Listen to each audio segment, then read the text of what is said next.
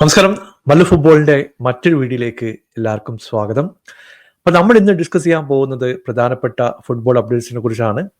Content ഇഷ്ടപ്പെടുകയാണെങ്കിൽ നിങ്ങൾ subscribe ചെയ്യാനും ഷെയർ ചെയ്യാനൊന്നും മറക്കരുത്. EPL മാനേജർമാരെ തലങ്ങും വിലങ്ങും ഫയർ ചെയ്തുകൊണ്ടിരിക്കുകയാണ്. ഷോൺ ഡൈഷിന്റെ കാര്യത്തിൽ ഏതാണ് തീരുമാനമായി.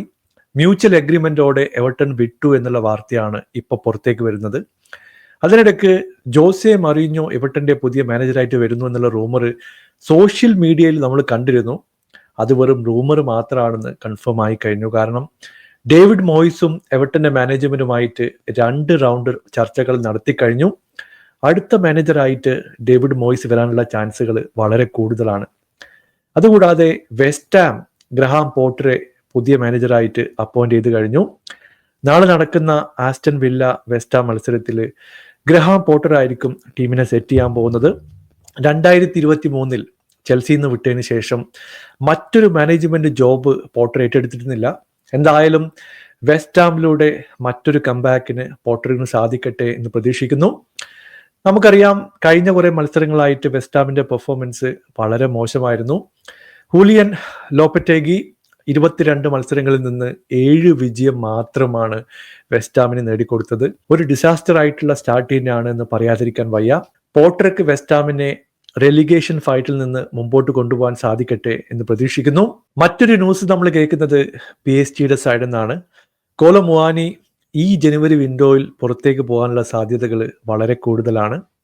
സ്പേഴ്സിനെ സംബന്ധിച്ചിടത്തോളം ഒരു പോസിറ്റീവായിട്ടുള്ള ന്യൂസ് കിട്ടുന്നുണ്ട്.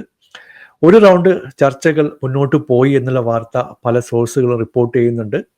ഇപ്പൊ ലോണിലൂടെ കിട്ടാൻ വേണ്ടിയിട്ടാണ് സ്പേഴ്സ് ശ്രമിക്കുന്നത്. ഓബ്ലിഗേഷൻ ടു ബൈ ക്ലോസ് കോൺട്രാക്റ്റിൽ ഉൾപ്പെടുത്തിക്കൊണ്ട് ഒരു നല്ല നെഗോസിയേഷൻ 50 മില്യന്റെ പ്രൈസ് ടാഗോടെ നടത്താനാണ് ഇരു ടീമുകളും ഇപ്പൊ തുടരുന്നത്. എന്തായാലും കൂടുതൽ ന്യൂസുകൾക്കായിട്ട് നമുക്ക് വെയിറ്റ് ചെയ്യാം. PSG മറ്റൊരു പ്ലെയറെ നോട്ടമിട്ടിട്ടുണ്ട്. നെപ്പോളി അവരുടെ സ്റ്റാർ പ്ലെയർ ആയിട്ടുള്ള കിച്ച കവർഷീലിയെ സെൽ ചെയ്യാനുള്ള ഒരുക്കത്തിലാണ്. 80 മില്യന്റെ പ്രൈസ് ടാഗ് ആണ് നെപ്പോളി ഈ ഒരു പ്ലെയർക്ക് കൊടുത്തിട്ടുള്ളത്. PSG 3 to 4 ടൈംസ് സാലറിയാണ് കിച്ച കവർഷീലിലേക്ക് ഓഫർ ചെയ്തിട്ടുള്ളത്. എനിക്ക് തോന്നുന്നു ഈ നെഗോസിയേഷൻ പ്രോഗ്രസ് ചെയ്യുകയാണെങ്കിൽ ചിലപ്പോൾ PSG തന്നെ പുള്ളിയെ വാങ്ങാനുള്ള ചാൻസ് ഉണ്ട്. അതിനിടയ്ക്ക് ലിവർപൂൾ സിറ്റുവേഷൻ മോണിറ്റർ ചെയ്യുന്നുണ്ട്. സ്ലോട്ടിനും ലിവർപൂൾ മാനേജ്മെന്റിനും വളരെ ഇൻട്രസ്റ്റിംഗ് ആയിട്ടുള്ള പ്ലെയറാണ് കിച്ച കവർഷീലിയ. ചിലപ്പോൾ ലിവർപൂൾ ഹൈജാക്ക് ചെയ്യാനുള്ള ചാൻസ് നമുക്ക് തള്ളിക്കളയാൻ പറ്റില്ല.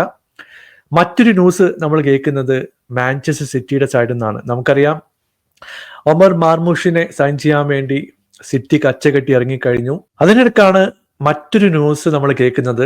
RC ലെൻസിന്റെ ഉസ്ബെക്ക് ഡിഫൻഡർ ആയിട്ടുള്ള അബ്ദു ഖാദിർ കുസനോവുമായിട്ട് മാൻ സിറ്റിയുടെ ലിങ്കുകൾ കാണുന്നുണ്ട്. പുള്ളിയെ പതുക്കെ ടീമിൽ എത്തിക്കാൻ വേണ്ടിയിട്ടാണ് പെപ്പ് ഇപ്പോൾ ശ്രമിച്ചുകൊണ്ടിരിക്കുന്നത്. നമുക്കറിയാം, സിറ്റിയുടെ ഡിഫൻസ് ചെറിയ പ്രശ്നം തന്നെയാണ്. ഇഞ്ചുറി കൺസേൺ കാരണം പല പ്ലേയേഴ്സും കൺസിസ്റ്റന്റ് ആയിട്ട് കളിക്കുന്നില്ല. പുള്ളിയെ കൂടി ടീമിൽ എത്തിച്ചു കഴിഞ്ഞിട്ടുണ്ടെങ്കിൽ എന്തായാലും പഴയ ഫോമിലേക്ക് തിരിച്ചു വരാൻ ശ്രമിക്കുകയാണ് സിറ്റി ഇപ്പോൾ ചെയ്യുന്നത്. എന്തായാലും കൂടുതൽ വിവരങ്ങൾക്കായിട്ട് നമുക്ക് കാത്തിരിക്കാം. നിങ്ങളുടെ അഭിപ്രായം താഴെ അറിയിക്കുക. Thank you so much for watching. Bye for now.